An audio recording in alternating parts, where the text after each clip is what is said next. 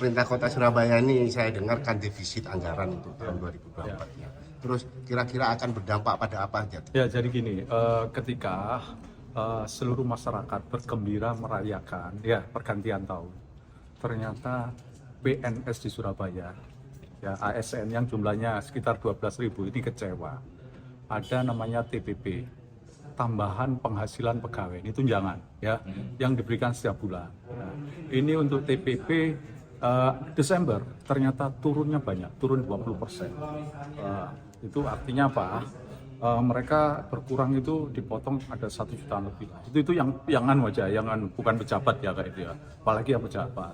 Kemudian ketika kami tanya alasannya apa? Oh, ternyata karena target pendapatan APBD Surabaya 2024 meleset jauh. Jadi APBD kita di 2024 itu untuk target pendapatannya adalah 11,5 triliun. Tapi ternyata kemarin ini sudah saya konfirmasi langsung ke Kepala Bapenda, Bu Febri, ternyata hanya mampu mendapatkan 10,0 sekian itu. Ya, artinya 10 triliun. Ini kan berarti targetnya meleset 1,5 triliun dan banyak sekali. Menurut saya tentu saya sebagai anggota Banggar berharap ya meleset sedikit saja, jangan ini meleset kaget ya. Sebelum itu kami juga merasakan tiap tahun itu Kemendagri kan mengadakan APBD World. Ternyata dari 4 kriteria Surabaya tidak dapat sama sekali. Misalnya mulai dari realisasi belanja, realisasi pendapatan, kemudian realisasi PAD sampai rasio antara belanja dan pendapatan. Itu Surabaya tidak dapat sama sekali. Ternyata teka-teki itu terjawab ketika di awal-awal tahun baru itu banyak ASN di Surabaya yang jumlahnya sekitar 12.000 itu grundel, semuanya dipotong 20%, banyak. Itu angkanya berapa, Pak? Ya, berapa ya?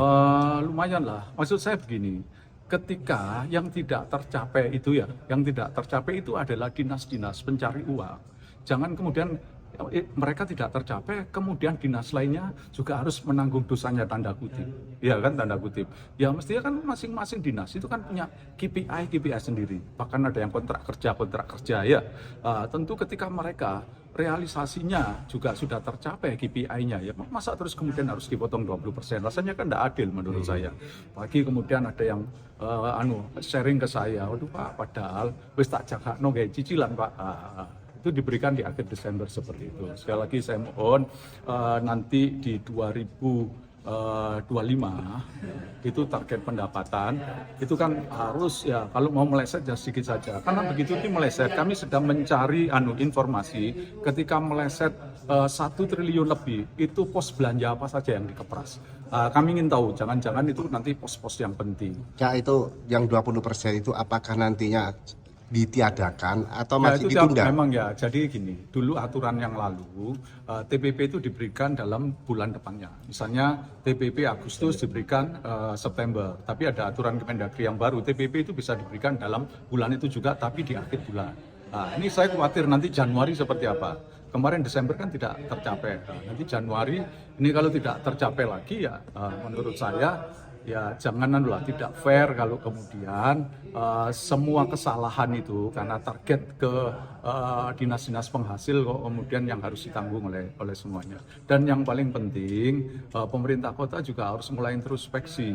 Jangan kemudian ketika anggaran ya pendapatan terbatas tidak tercapai seperti ini, ya tolong prioritas lah. Yang tidak urgent itu nanti saja dulu.